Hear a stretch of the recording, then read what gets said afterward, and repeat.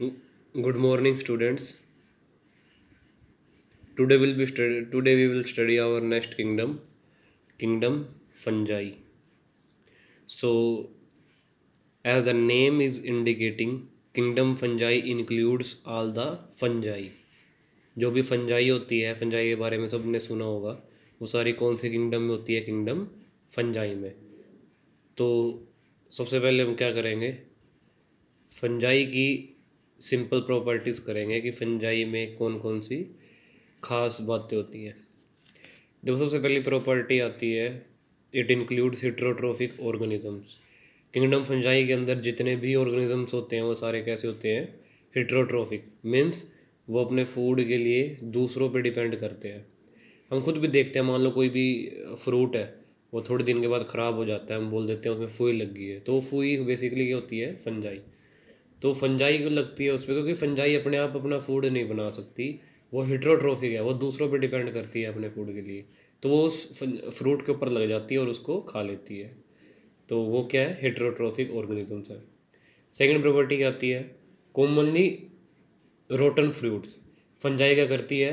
Fruit को सड़ा देती है, रोटन मतलब कि ख़राब कर देती है।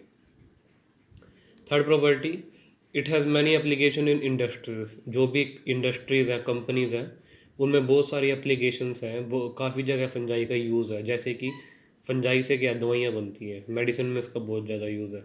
सेकंड चीज़, अल्कोहल। जो शराब बनती है, अल्कोहल बनता है, वो सारा का सारा किसकी वजह से बनता है? फंजाई की। और कौन सी फंजाई यूज़ होती है अल्कोहल में? ईस्ट। कौन सी फंजाई का यूज़ होता है? ईस्ट। ठीक है, ईस्ट कौन सी फंजाई है? East is a unicellular fungi. कैसी फंजाई होती है? यूनिसेलुलर। अकेली ही ऐसी फंजाई है ईस्ट जो यूनिसेलुलर है। बाकी सारी फंजाई क्या होती है? मल्टी सेलुलर होती है। ठीक है। तो नेक्स्ट प्रॉपर्टी क्या आती है इसकी, कि इनकी बॉडी के बारे में हम पढ़ेंगे। फंजाई की बॉडी क्या होती है? देखो, फंजाई की बॉडी कैसी होती है, इसमें जो है सिंगल सिंगल जो है net long thread like structure होते हैं, सिंगल सिंगल। उनको हम बोलते हैं हाइफा। क्या बोलते हैं? हाइफा। और जब ये single single thread like structure काफ़ी सारे आपस में जुड़ जाते हैं, ऐसे 5, 10, 15, 20 आपस में जुड़ जाए, तो हाइफा के जुड़ने से हम उसको क्या बोल देते हैं? माइसीलियम। तो ग्रुप ऑफ हाइफा क्या होता है? माइसीलियम। तो देखो, body consist of numerous thread like structure called Haifa. इसकी बॉडी के अंदर काफ़ी सारी धागे जैसी स्ट्रक्चर होती हैं, उसको हम हाइफा बोलते हैं। एंड नेटवर्क ऑफ हाइफा, और इन हाइफा के ग्रुप को क्या बोलते हैं? माइसीलियम। क्या बोलते हैं? माइसीलियम। अब कई बार क्या होता है कि ये जो माइसीलियम होता है, इसमें काफ़ी सारे न्यूक्लियस आ जाते हैं, एक से ज़्यादा न्यूक्लियस आ जाते हैं एक सेल के अंदर। उस कंडीशन को बोलते हैं कोइनोसिटिक हाइफा। क्या बोलते हैं? कोइनोसिटिक हाइफा। कई बार इस हाइफा के अंदर जो सेल होते हैं, उस सेल में एक से ज़्यादा न्यूक्लियस आ जाते हैं, तो मतलब कौन सी कंडीशन हो जाती है?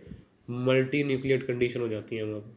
तो देखो, some mycelium contains multi nucleate condition. Multi nucleate condition आ जाती है, उसको हम बोलते हैं कोइनोसिटिक हाइफा। कौन सा हाइफा बन जाता है? कोइनोसिटिक। ठीक है।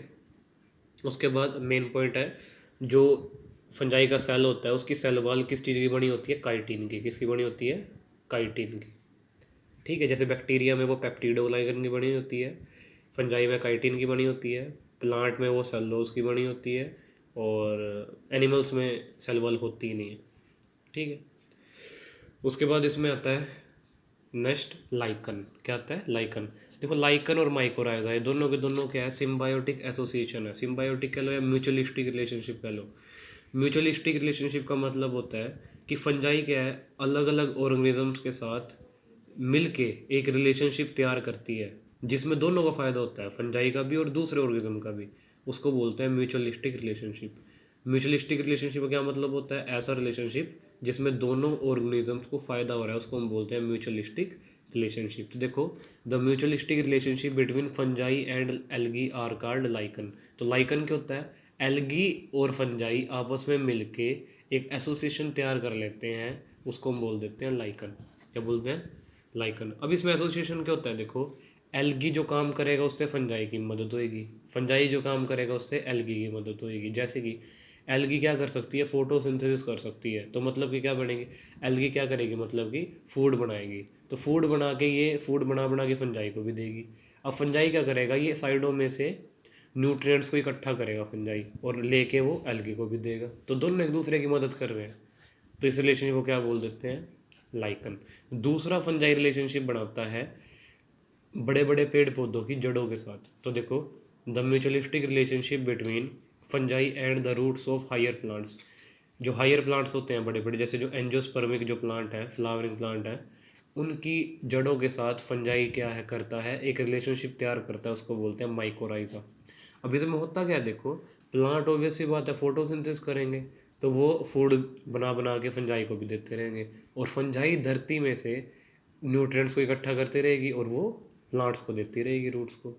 तो दोनों को फ़ायदा है इसमें, फंजाई का भी फ़ायदा है और रूट्स का भी फ़ायदा है प्लांट्स की, क्योंकि प्लांट को न्यूट्रिएंट्स मिल रहे हैं और फंजाई को फूड मिल रहा है बना बनाया फोटोसिंथेसिस से। तो इसलिए तरीके के रिलेशनशिप को बोलते हैं माइको राइज। क्या बोलते हैं, माइको राइजा। उसके बाद बारी आती है रिप्रोडक्शन की। क्या बारी आती है, रिप्रोडक्शन की, के फंजाई में रिप्रोडक्शन कैसे होती है। देखो फंजाई में रिप्रोडक्शन तीनों तरीके से हो सकती है, वेजिटेटिवली भी, एसेक्सुअली भी और सेक्सुअली भी। ठीक है, ये आपने पढ़ा होगा। वेजिटेटिव रिप्रोडक्शन कौन सी होती है, जिसमें सीड की ज़रूरत नहीं होती और किसी भी पार्ट से किसी भी प्लांट के या ऑर्गेनिज्म के नया ऑर्गेनिज्म बन सकता है। एसेक्सुअल रिप्रोडक्शन कौन सी होती है, जिसमें गैमेट नहीं बनते, और सेक्सुअली होती है जिसमें गैमेट फॉर्मेशन होती है। तो देखो, asexual reproduction occurs by spores. जो एसेक्सुअल रिप्रोडक्शन होती है वो फंजाई में किसके कारण होती है, स्पोर्स। छोटे छोटे स्पोर्स होते हैं दाने, जिनका क्या नाम होता है, जू स्पोर। ये जू स्पोर सिर्फ एक एग्जाम्पल के तौर पे मैंने बताया है। अलग अलग फंजाई के अंदर अलग अलग स्पोर्स बनते हैं, जैसे पेनिसिलियम फंजाई के अंदर कोनिडियो स्पोर बनते हैं, कोनिडिया वहाँ स्पोर बनते हैं। तो अलग अलग हैं, वो हम आगे पढ़ेंगे कौन सी में कौन कौन से। ये सिर्फ एग्जांपल के तौर पे लिखा है मैंने कि जो ऐसे एसेक्सुअल रिप्रोडक्शन होती है वो स्पोर्स के जरिए होती है, जैसे कि जू स्पोर। और जू स्पोर कौन से स्पोर होते हैं, मोटाइल स्पोर। कैसे होते हैं, मोटाइल। मतलब कि ये स्पोर क्या करते हैं, मोटाइल शो करते हैं, मतलब मूवमेंट शो करते हैं। और मूवमेंट कराने के लिए जू स्पोर्स के पास कौन सी स्ट्रक्चर होती है, फ्लैजेला। कौन सी स्ट्रक्चर होती है, फ्लैजेला होता है। उसके बाद सेक्सुअल रिप्रोडक्शन कैसे होती है, इसकी 3 स्टेप से होती है। सेक्सुअल रिप्रोडक्शन फंजाई में 3 स्टेप से होती है। 3 स्टेप कौन कौन से होते हैं, सबसे पहले होती है प्लाज्मोगैमी। क्या होती है, प्लाज्मोगैमी। दूसरी होती है कैरियोगैमी, और थर्ड होती है मियोसिस। देखो होता क्या है, मान लो एक ये फंजाई है और एक ये फंजाई है। सबसे पहले क्या होगी, प्लाज्मोगैमी। प्लाज्मोगैमी का मतलब होता है फ्यूज़न ऑफ प्रोटोप्लाज्म। सबसे पहले इन फंजाई का प्रोटोप्लाज्म आपस में जुड़ेगा। प्रोटोप्लाज्म क्या होता है, हमने पढ़ा होगा, जैसे कोई भी सेल हो, सेल के अंदर क्या होता है, साइटोप्लाज्म। क्या होता है, साइटोप्लाज्म। ठीक है, इसको समझ लेते हैं थोड़ा सा डिटेल में। देखो मान लो कोई सेल है, सेल के अंदर क्या होता है, न्यूक्लियस। देखो सेल के अंदर क्या होता है, ये सारा स्पेस, इसको क्या बोलते हैं, साइटोप्लाज्म। क्या बोलते हैं, साइटोप्लाज्म। और न्यूक्लियस के अंदर क्या होता है स्पेस, न्यूक्लियोप्लाज्म। और अगर मैं न्यूक्लियोप्लाज्म और साइटोप्लाज्म को मिला दूं, दोनों को मिलाकर क्या बोल देते हैं, प्रोटोप्लाज्म। ठीक है, तो मतलब कि प्रोटोप्लाज्म क्या हो गया, साइटोप्लाज्म प्लस न्यूक्लियोप्लाज्म। तो दोनों को मिला के क्या बोल देते हैं, प्रोटोप्लाज्म। तो सबसे पहले फंजाई का क्या होता है, मान लो एक ये फंजाई है, एक ये फंजाई है। इन दोनों का सबसे पहले ये जो प्रोटोप्लाज्म है सारा अंदर का, ये सारा आपस में जुड़ जाता है, जुड़ गया। उसके बाद सेकंड स्टेप क्या था, कैरियोगैमी। क्या था, कैरियोगैमी। कैरियोगैमी का मतलब है फ्यूजन ऑफ न्यूक्लियाई, न्यूक्लियस। इस फंजाई का भी न्यूक्लियस और इस फंजाई का भी न्यूक्लियस अब आपस में जुड़ जाएंगे, तो एक ही न्यूक्लियस बन जाएगा बड़ा। ठीक है, सबसे पहले स्टेप में क्या हुआ, फिर प्रोटोप्लाज्म आपस में जुड़ गए, उसके बाद न्यूक्लियस आपस में जुड़ गए। अब थर्ड स्टेप क्या होता है, मियोसिस। मियोसिस क्या होता है, देखो 2 तरीके की डिवीज़न होती है, एक होती है मियोसिस और एक होती है माइटोसिस। 2 तरीके की डिवीज़न होती है, देखो मियोसिस और माइटोसिस। मियोसिस वो डिवीज़न, सॉरी माइटोसिस वो डिवीज़न होती है जिसमें एक सेल से 2 सेल बनते हैं बटने के बाद, मतलब एक सेल 2 में बढ़ जाता है। और मियोसिस में एक सेल 4 में बढ़ जाता है। ठीक है, the kind of division in which a cell divides into 2 organisms या 2 new cell is called mitosis, and in this the cell और द ऑर्गेनिज्म में डिवाइड इनटू 4 ऑर्गेनिज्म या 4 सेल इज कॉल्ड मियोसिस। तो अब इसमें क्या होगी, मियोसिस। क्या हो जाएगी, मियोसिस। और इससे आगे क्या बन जाएंगे, 4 स्पोर्स बन जाएंगे। क्या बन जाएंगे? 4 स्पोर्स। और ये जहाँ स्पोर्स जा जाके गिरेंगे धरती पे, वहाँ वहाँ से नई फंजाई ग्रो करती रहेगी। ऐसे ऐसे रिप्रोडक्शन होती रहती है सेक्सुअल। ठीक है, तो ये बात आई थी सेक्सुअल रिप्रोडक्शन इन फंजाई। ठीक है, उसके बाद एक आपने पढ़ा हुआ होगा 10th में कि एक एक फंजाई होती है ईस्ट, और ईस्ट में रिप्रोडक्शन कैसे होती है? By budding. ये पढ़ा होगा आपने कि जो ईस्ट होती है उसके ऊपर एक बर्ड ग्रो करती है, और जब वो बर्ड इतनी बड़ी हो जाए कि वो अपना फूड वगैरह खुद बना सके, तो वो वहाँ से पेरेंट बॉडी से डी अटैच हो जाती है और नया ईस्ट बना लेती है। तो ये इसमें रिप्रोडक्शन गया। तो अलग अलग ऑर्गेनिज्म की अलग अलग बात होती है, लेकिन ये मेन है थोड़ा सा कि ईस्ट में कैसे होती है। तो वो किससे होती है? बडिंग से।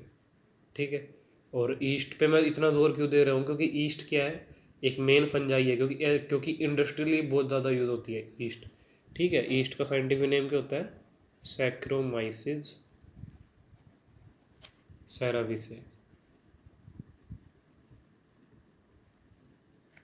ये जीनस नेम, ये स्पीसीज नेम, इसको अलग अंडरलाइन करो, इसको अलग अंडरलाइन करो।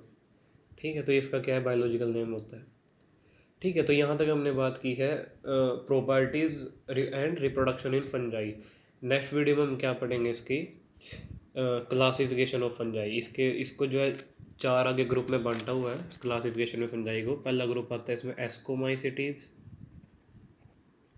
सेकंड आता है फाइकोमाइसिटीज़, थर्ड आता है बेसिडियोमाइसिटीज़, और फोर्थ आता है ड्यूटेरोमाइसिटीज़। ये 4 ग्रुप में बांटा गया है फंजाई को, किंगडम फंजाई को। इनमें चारों की अलग अलग प्रॉपर्टी हैं और अलग अलग फंजाई आती हैं इन चारों के अंदर, अलग अलग एग्जाम्पल है मतलब इनके। तो ये क्लासिफिकेशन इसके हम नेक्स्ट लेक्चर में पढ़ेंगे। एस्कोमाइस्टीज, फाइकोमाइस्टीज, बेसिडियोमाइस्टीज और ड्यूटेरोमाइस्टीज। ठीक है, कोई भी डाउट आए आप पूछ सकते हो। ठीक है, थैंक यू सो मच।